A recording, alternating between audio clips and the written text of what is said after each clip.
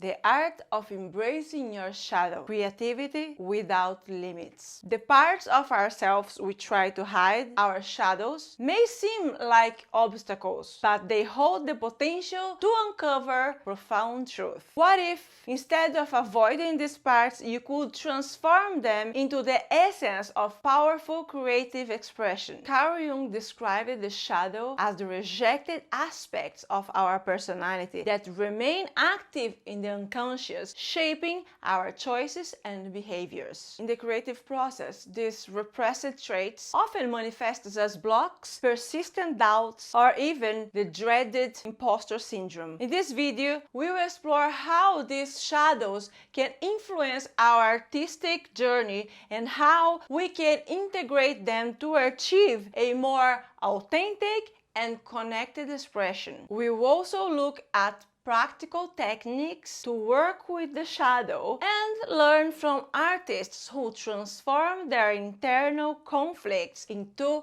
timeless works of art. According to Jung, the shadow includes traits, fears, and impulses we suppress because they don't align with the image we have of ourselves. Insecurity, envy, aggression are just a few examples of traits we often choose to deny. Ignoring these parts doesn't make them disappear. Instead, they become forces that unconsciously shape our actions. One of the most common mechanisms is projection, where we see in others what we fail to acknowledge in ourselves. For example, constantly comparing yourself to other artists might reflect an unrecognized shadow. For a creative, this could lead to creative blocks or the nagging feeling that your work is never good enough. Recognizing these shadows is the first step to unlocking your creative potential. Now that we understand what the shadow is, how does it show up in our creative process? Facing your shadow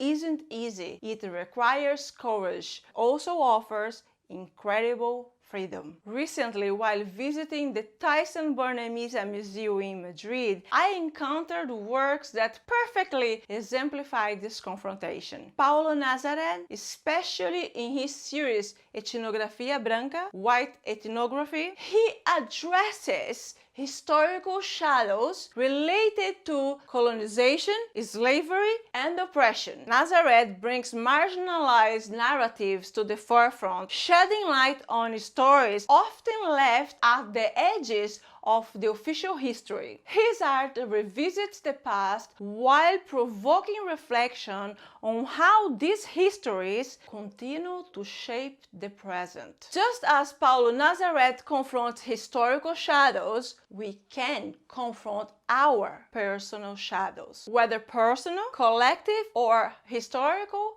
engaging with the shadow is a path to creating art that goes beyond aesthetics. It's about using art as a tool to tell truth, no matter how uncomfortable they may be. Practical ways to work with the shadow. Turning the shadow into an ally require conscious and accessible practices. Here are some suggestions. Inner dialogue. Imagine your shadow as a character and ask, what are you trying to show me? Writing down these answers can lead to valuable insights. Intuitive art. Take a piece of paper and start drawing or writing whatever comes to mind without planning or judgment. Often, what emerges intuitively reflects what you have been avoiding. Creating metaphors. Use symbols to represent inner conflicts. For example, an empty room might symbolize loneliness, while a storm might represent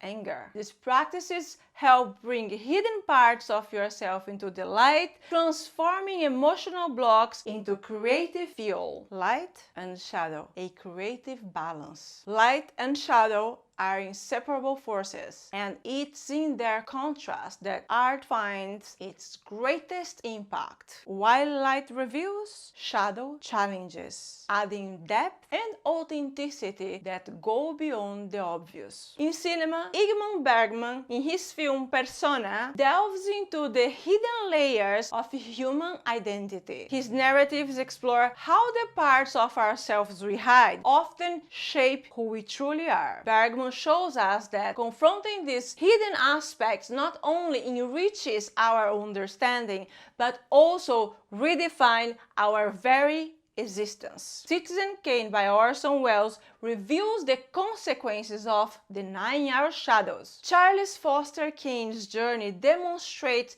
how rejecting vulnerability can alienate us from ourselves and others, leading to emotional isolation. Francisco Goya, with his black paintings, confronted the fears and anxieties of his time, translating human complexities into universal expressions by facing the darkness head on. These artists show us that confronting darkness is challenging, but it's through this process that we find the transformative power of art and also a new understanding of who we are and what we wish to express. By embracing this duality, we expand our creative reach and connect more deeply with others. The shadow is an essential part of who you are, and integrating it into your creative process goes beyond overcoming blocks. It's an opportunity to create something that uniquely expresses your essence. Ask yourself, what am I avoiding seeing? How can this give voice to my creations? By embracing your hidden aspects, you unlock a path to truer and more powerful art, strengthening the connection with yourself and the world